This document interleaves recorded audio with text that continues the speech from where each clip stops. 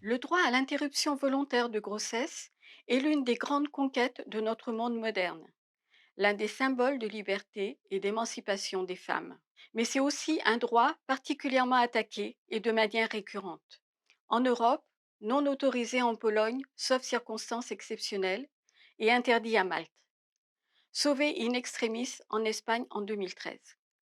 Sur le point d'être interdit partiellement ou totalement dans la moitié des États des États-Unis.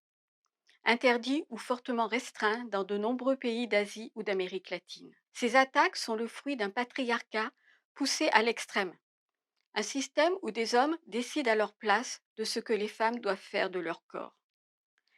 Des hommes qui décident au nom d'interprétations extrêmes de la religion, du conservatisme et de leur volonté de contrôle. Des hommes qui décident que des femmes ne sont pas assez raisonnables pour prendre seules la décision de porter ou non un enfant, mais qui souvent ne mettent pas à disposition de ces femmes les moyens de santé, de logement, d'éducation pour élever ces enfants. Des hommes qui, en leur refusant le droit d'avorter, mettent en danger la vie des femmes. Parce qu'une femme qui a pris la décision de terminer une grossesse non désirée le fera, quitte à y laisser sa santé ou sa vie. Parce qu'il est insupportable d'imposer à une femme de poursuivre une grossesse désirée mais non viable, si ce n'est pas son choix. Parce qu'il est insupportable d'imposer à une femme de poursuivre une grossesse qui met sa vie en danger, qui la condamne à mort par septicémie et qui va faire de ses autres enfants des orphelins. Parce qu'il est insupportable d'imposer à une femme de poursuivre une grossesse qui résulte de violences sexuelles, viol ou inceste. Parce qu'il est insupportable d'imposer à une femme de poursuivre une grossesse accidentelle survenant au mauvais moment, l'obligeant d'arrêter ses études, ses projets, ou de mettre au monde un enfant dont elle estime qu'elle ne peut pas s'occuper dans de bonnes conditions, et ainsi de plonger la femme et ses enfants dans la précarité. Les attaques contre l'avortement viennent également du capitalisme et de son outil, l'austérité, qui détruit notre système de santé, fermant une centaine de centres IVG ces dernières années, qui réduit le nombre de médecins et de soignants, allongeant de fait les délais pour accéder à un avortement médical, encore aggravé par la clause de conscience derrière laquelle certaines se retranchent.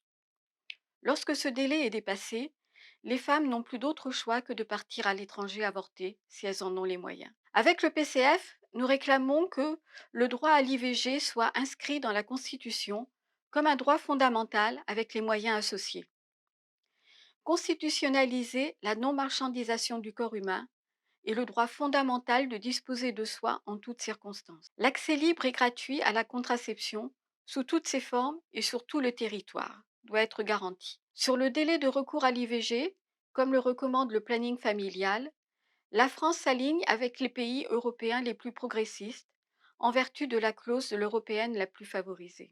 Nous réclamons le renforcement du réseau des centres IVG en ouvrant un centre par hôpital et en supprimant la double clause de conscience des médecins. Avec le PCF, nous continuons à unir nos voix à celles des associations féministes avec le collectif Avortement en Europe, les femmes décident. Nous sommes solidaires des femmes aux États-Unis, en Ukraine, en Pologne, à Malte, en Afghanistan, partout. Et nous appelons tous et toutes les progressistes pour que ce droit fondamental à disposer de son corps soit reconnu pour toutes les femmes de par le monde. Nous vous donnons rendez-vous mercredi 28 septembre 2022 à 18h30 sous l'ombrière du Vieux-Port pour le dire haut et fort. Le droit à l'avortement est un droit fondamental pour toutes, partout.